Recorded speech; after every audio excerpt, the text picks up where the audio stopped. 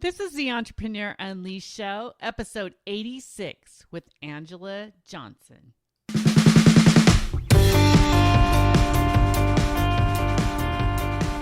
Hi, I'm Patty Keating, and I believe entrepreneurs are the future of the world. Over the past 2 decades, I've built 4 businesses in alignment with my values, giving me the freedom to live where I want and do what I love. I'm here to tell you that creating your successful business does not require struggle or sacrifice. So, how do you create the lifestyle business you love doing only what you love? Welcome to the Entrepreneur Unleashed podcast.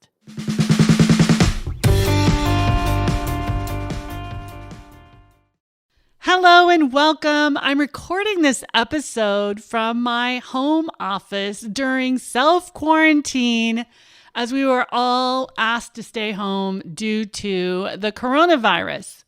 If you like what you hear and you'd like to hear more, please join me in my Facebook group. It's called the Unleashed Entrepreneurs. You can search that on Facebook. Come on over. It's a community of thriving entrepreneurs making a difference in the world, doing what they love, and changing lives. Hope to see you there. Enjoy the show. I am so excited to bring you Angella Johnson today. Angella and I have known each other for years, and I can't wait to share her story with you. But to give you a little background, after investing $250,000 on coaches and courses, that's where we met. Yeah. I was doing the same thing. Angella found some cold, hard truth. Her soulful business could not fit into someone else's paint by numbers formulas, no matter how hard she worked. And neither can yours. So let's hear what Angella has to say about that. Welcome, Angella. Hi, Patty and listeners. Thanks so much for having me. Yeah, I was thinking about just where we met and the context in which we met and how far we both have come. It feels like a couple lifetimes ago when we were doing all that. I'll just call it craziness. You know, it was perfect. Yeah, and crazy. So yeah, it was both, and you know, we always get lessons from life. Yeah, I definitely got some big lessons during that time. It served me. Do you want to add anything? I gave a brief introduction, but is there anything you'd like to share with the listeners? Yeah, well, you know, and I think when you realize that after you've been chasing all these formulas, and it's not just in business, we do this in life, you know, how to do relationship, how to love our body, like what to eat, like there are all these formulas. And the bottom line is if all the formulas worked, everyone would be healthy, they would be rich, they would be happy, they would be having the life of their dreams. And so I think one of the things that is really common is that if the formula doesn't work, then we take it upon ourselves of, oh my gosh, what's wrong with me? Oh, I need to do more work. I need to do this, which there's a never ending amount of inner work that we can do. Like that's called being a human. But we've got to start flipping the script and going, well, wait, what's wrong with this formula? Mm-hmm. Like it's not about fitting myself into the box and into the formula. We've got to ask different questions and flip that around, because otherwise we just keep perpetuating self-abuse. And I think that's like that is, if there's nothing else we talked about today, was like, if you keep asking what's wrong with you and you keep trying to, you know, fit yourself in all this stuff, like that's abusive to yourself. And if it worked, it would have worked by now, right? And so we've got to start asking different questions. I love that. So what inspired you originally to start your business? I got laid off. That's good. That was a swift kick in the pants from the universe. I mean, I had this vision and this dream to create and host women's conferences. And I knew that, you know, back then, that when women are changed and transformed, then that's how we change the world. And it's not about leaving men out. It's, you know, nothing like that. It's just, that's what I knew in my bones and my soul. And so I always had this vision of, gosh, that would be so cool to run women's conferences. And like, how hard can it be? So when I got laid off in 2008, as the housing market was crashing and economies, you know, I think overnight we lost like $50,000 of equity in our house. Like it was craziness. I thought, okay, why not? Like, why not? And so that's what I did. I started my business. I didn't really know that this world existed. I knew about people like Tony Robbins or Jack Canfield. I knew, Lisa Nichols. Like, I knew about people like that, but I didn't know that everyday people could work from their home, just like where we both are now, and make a great living, help people, and do the work that we love to do. Like, I didn't actually know that was possible. So it was really excited to find this world that was like, oh, because before I got laid off, I was job hopping every 2 to 3 years thinking, well, the next job has got to be different. The next, like, there's got to be more fulfillment. Maybe it's just the company I'm working for, or the position I have, or the amount of money I'm making. So I kept chasing things, realizing that that's not actually what I wanted to do. Like, I'm not born to just get a paycheck every 2 weeks and be grateful for retirement, hopefully, and then go about my merry way. Like, that's not at all what I wanted my life to be like. So so that all those things combined was the catalyst to introduce me to this world. And I had some rude awakenings, after being, like, baptized into the coaching world. It was what wow. kind of challenges? Share about some of the obstacles. Yeah, well, when we talk about things like, premium pricing, or I saw people, mortgaging their house to pay for coaching, and that was encouraged. I saw people be encouraged to, oh, you should get a divorce, you'll make more money in your business. And it wasn't about, well, is this relationship right for you? Like, is it time to actually shift the relationship? It was all about chasing the next dollar.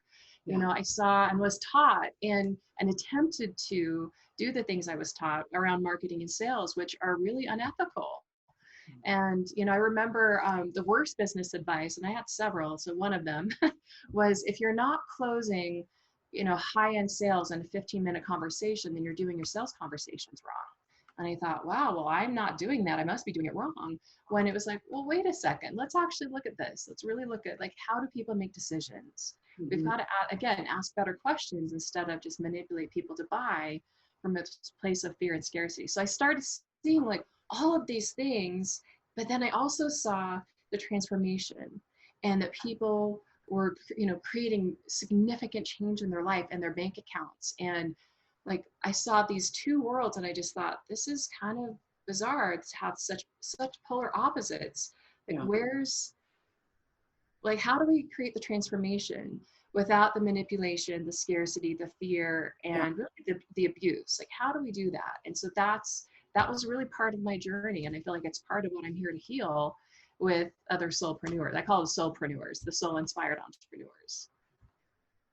Yeah, and definitely, like, just the awareness to ask that question, just getting to know the industry. Yeah.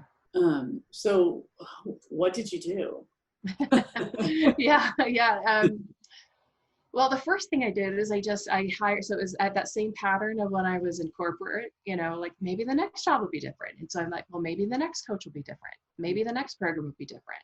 Oh, this person, they're talking about soul purpose, and they're talking about your truth, and they're talking about intuition. It's got to be different there, right? And it was like, oh, wow, I just paid $28,000 for a 9-month program, and it's not different. It's the same formula, just wrapped up in a different bow.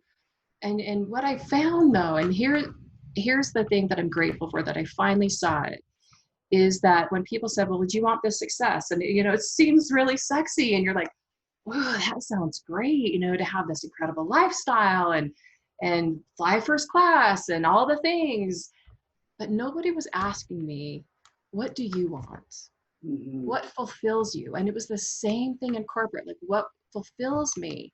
Nobody was asking that. So I had to ask myself that question. And I had to say no to those strategies. I had to say no to the coaches who are really great at sales, who are really great at that. There was those moments of like, gosh, maybe they're right. Maybe I can't do this without them. And now, after having a lot of space, that was, over 10 years ago, about 10 years, 8 to 10 years ago. Yeah. If we look at those same conversations that we were told, that I was told, I'll speak for myself, of, you can't do this without me. Like, if you leave this community, then you're going to really struggle. If we took those same conversations and applied that to a marriage, there would be a word for that, and that's called abuse. It's called being emotionally abusive. And so when I saw that, I don't like, I love the transformation. Yeah. There's got to be a way to market and sell with integrity that honors what's true for people and not according to my agenda and according to my income goal. Like, that's really about contributing to somebody's life and Yes. having that be a reciprocal energy exchange that way. And that's, I just started asking the questions, and I came across Beth Grant's work. So Beth Grant, shout out to her. So she talks about the alignment archetype grid, and I got certified in that. I was certified for a couple of years in that work. And that was incredible because I really saw, oh, there's this style of marketing that's really popular, but it's actually not my style. And that led me to developing my own body of work called the Intuitive Marketing Matrix, which are the 4 types of marketing. And that, so it just was this full circle moment of like, oh, and I really don't believe I would have gotten to where I am now had I not had those experiences that were really hard. Yeah. And quite frankly, really harmful and damaging. And I healed, right? And now I'm holding that space for other people to do things differently. That's awesome. So let's talk about that. What are you passionate about right now? Mm. Your business. Oh gosh, in my business and in life, because I feel like And there's a beautiful crossover is helping people become sovereign and independent and financially free. You know, when we look at these systems, whether it's patriarchy, white supremacy, they're all baked into this culture of really manipulative marketing. And also, you know, this system that's been designed for women to play small, shrink back, don't, you know, be polite and definitely look pretty. Yeah. And so I can go off on a whole tangent there. But it's when we look at this system that we're all, you know, baked in, it's like, wow, what can we do? And so it comes back to that first intention was, how do we create global change? And that's, I mean, I was like 5, 6 years old when I started asking that question, when I see the commercials on TV of kids starving. And I was like, wait, there's no reason why this should be happening. Right. With all the resources on the planet, like, this is asinine. Like, this doesn't make sense. Yeah. And I still have that, just like, wait a second, there are plenty of resources. So the question is, well, then how do we create them? How do we receive them? And how do we keep generating them? Yeah. You know, it's not just, let me get my piece of the pie before anyone else gets their piece. It's, right. how do we make more pies, people?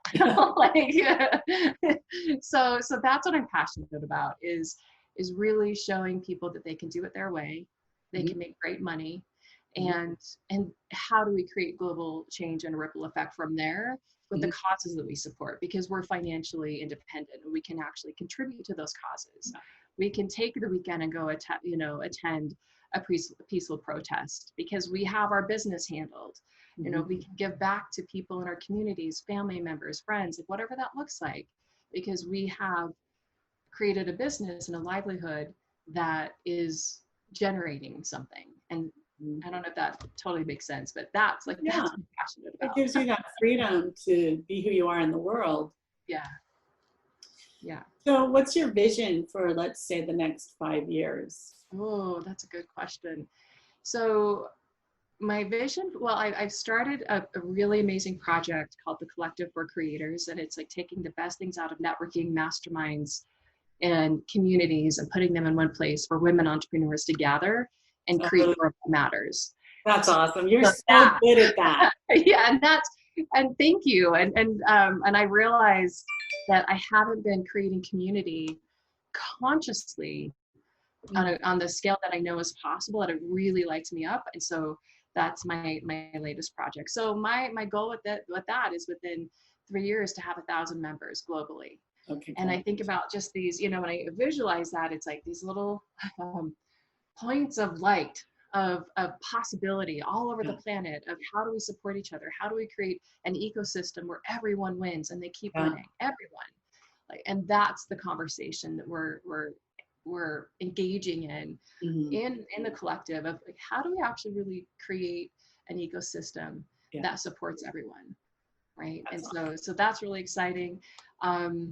I see, you know, I came out of the artist closet, as you will, a couple of years ago. I've always been creative and an artist, and so I definitely see more art in my business.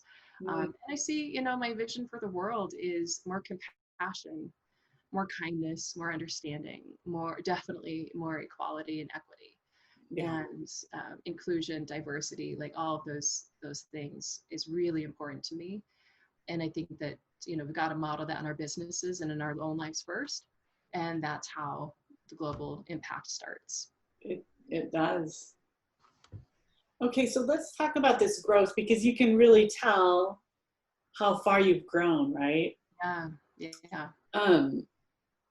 Along the way, what would you say is the best advice you received? Mm.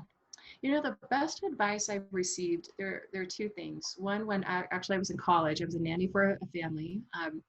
The mom is Jackie. I still am friends with her. And I was talking with her about all the things that I love to do. And she said, if you actually learned how to write and learned how to do, back in the day, desktop publishing or graphic design, Yeah. and you applied that to marketing, you could get a job anywhere. And I said, well, I love to write and I love design and I love communicating ideas. Okay. And that changed everything for me. Like, I was just fumbling my way through college on the 6-year track to maybe get a degree in something, And when I discovered that, it was like, oh my gosh, this totally lights me up. And I use those skills every day. Yeah. Every day in my business. So that was one thing. And so, but that also taught me that I don't have to pick just one thing. Yeah. It's not just one thing. And so, other advice that I received actually came from receiving the opposite advice of, like, no one wants to pay attention to soul purpose or soul or intuition. Like, just focus on messaging, just to focus on money and marketing. That's what people pay you for. And so the advice that I gave myself, but then I saw getting echoed from people around me, was I can't be the only person on the planet who wants to know how to be fulfilled at a deep soul embodied level. Yeah. And make money. Like, I can't be the only person. I refuse to believe that. There's got to be at least 5 other people. And if there are 5 other people, I'm going to communicate, talk about this idea, just see what happens. I'm finding them. And I had some encouragement to do that. And that's what changed my business. So, bring the soul with strategy. I'm an intuitive and I'm also a marketing strategist. So to bring those together. Those two together, that is an art and a science. It's beautiful. Yeah. So along the way, what personal growth, you mentioned a little bit of the growth of, questioning and choosing your own perspective and trusting yourself. What would you say the personal growth you experienced is? Yeah, gosh, so many things. The power of choice.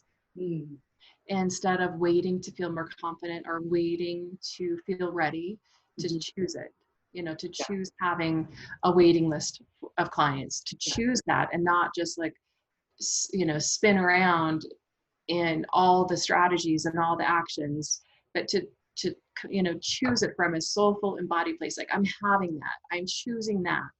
So that was really, really huge. And then the biggest piece is self-trust. And that's the foundation of the work that I do with my clients is if you don't trust yourself, and when we just give ourselves some credit here too, some grace, it's like, we're not trained to trust ourselves. The expert, whether that's a coach, whether that's a medical expert, whether that's, a legal professional, whether that, like the educator, we're not taught to actually trust ourselves. We're taught to put our faith in other things, other people, other philosophies. And so when we, again, flip that script and go, well, if I trusted myself, what would I choose here? Like, what would I go for? What would I say no to? What would I say yes to? Yes. That's a practice. It's a muscle that we build and build and build over time. So that self-trust piece is huge. It's been the biggest thing that's changed my life. I love that. So let's talk about tools and resources that people can use. What kind of gadgets or tools do you use to make your life easier? Oh, well, I am obsessed with two things right now. So we'll go like tech stuff. Okay. So ClickUp as my project manager. So I've used Asana, I've used Trello, both great, but ClickUp, my virtual assistant, introduced this to me probably about 6 weeks ago. Yeah. And it's incredible. I love it so much. It's beyond anything that I've ever Oh, used. wow. We're creating systems. I mean, it's amazing. And then the other piece that we use with that a lot are Loom videos, loom.com, I think. Yeah. So a lot of times if, a team member is like, I'm not really sure how to do this, then I just do a quick video, and we have this training library now of all these videos for just little, things in the business. So that's been like those two things I'm totally geeking out on. Like I can be really happy with an Excel chart, but ClickUp is like Excel on steroids, and it has color-coded calendars as well. So it's really amazing. So those two things have been, really, really amazing. And I would say creating a schedule that actually works for you has been by far the biggest contribution to me and my business. So, I don't work Fridays. I work with clients Tuesdays, Wednesdays, Thursdays for a certain, from 10 to 4, typically my hours. The last week of the month, I take off. When I say take off, I'm not like, just doing nothing. I'm working on my own business, but I don't do any client work that last week. So that's just an example of some of the boundaries that I put in place so that I can be fully present and I can be recharged, and I'm not trying to fit my business in 15-minute increments in between clients or joint venture calls or whatever that looks like. So I'd say take ownership of your time. And so if you have an income goal but you're not making that month after month, then look at your calendar. Do you have the space to create what's required to receive that amount of money consistently every month? Or has your calendar become full of everyone else's priorities? And that's a really important thing. And I think especially as women, because we're natural caretakers, that's what we've been trained to do. Like, where have we said yes when it's actually against what is really serving us and contributing to our goals? So that's those are a couple of things that off the top of my head I would share. And if you guys are out and about listening, we'll put links to the tech gadgets on the show notes page, which is at pattykeating.com, and you can search Angella Johnson and find this page.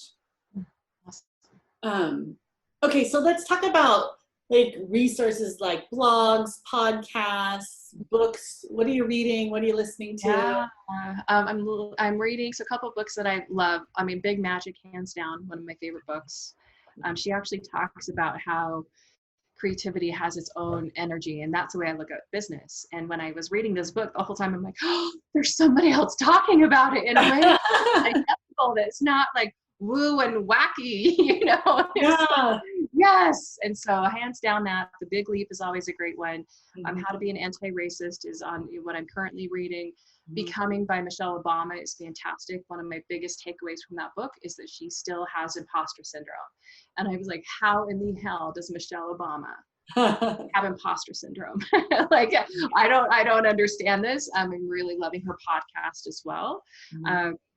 Some other books, The Effort Diet. I can't remember the author's name, Christy Harrison, I want to say.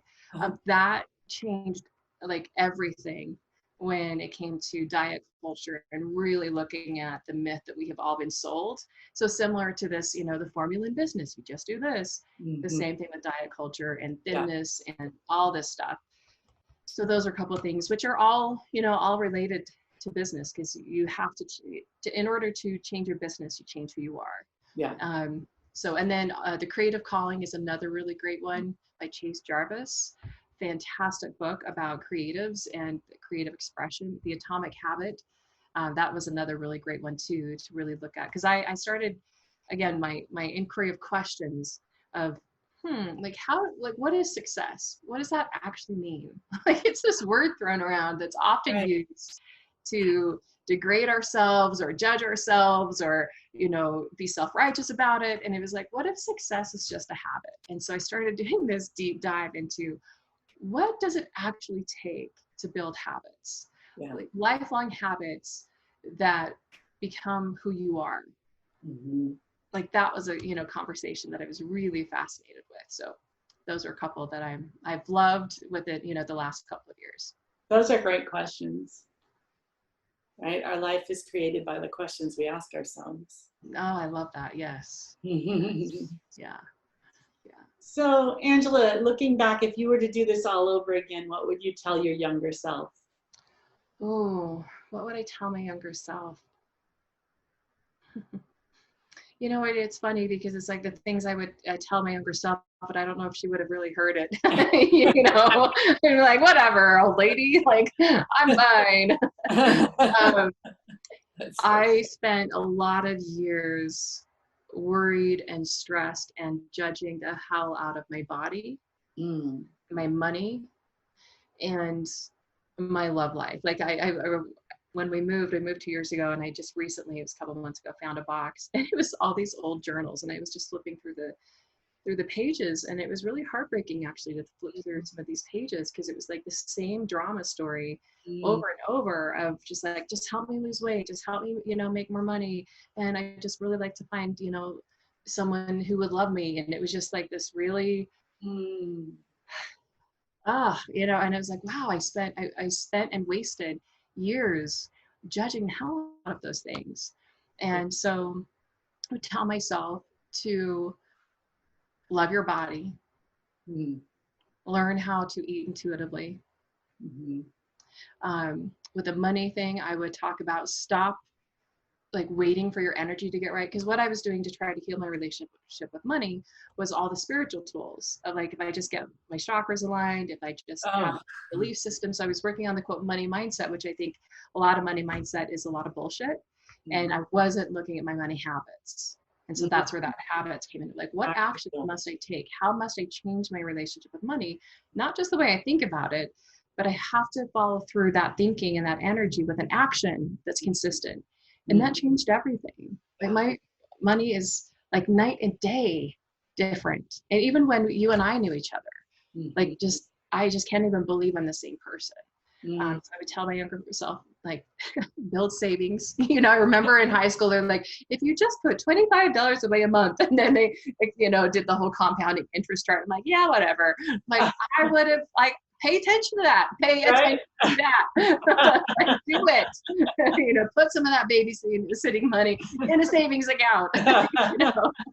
And I would also tell my younger self to trust yourself. Like, I have these very pivotal moments throughout my life. It was a huge life experience, and that ingrained way of thinking was like, is that really what I believe or what I think? Or maybe that's not what they meant, or maybe like just those different things. And it's like, trust that you're not crazy. Trust that. So those are a lot of things. I would tell those are awesome things. Important things. Angela, thank you so much for joining us and just sharing who you are and your experience. I know the listeners will really enjoy it, and I know I did as well. Yeah, thank you. Thank you so much. Thanks for creating the space for these real conversations with entrepreneurs. I think it's really important. You know, we could talk about strategies and all the things every day, but it's who are we behind the scenes? That's like, those are amazing conversations to have. Thank you. I hope you enjoyed this episode. Have you ever wondered what you could do to make your own business and grow it online? Head on over to pattykeating.com and take the entrepreneur code. You'll discover your unique value, your personality style, and how you can combine those two into a thriving business that helps people and lets you make money doing what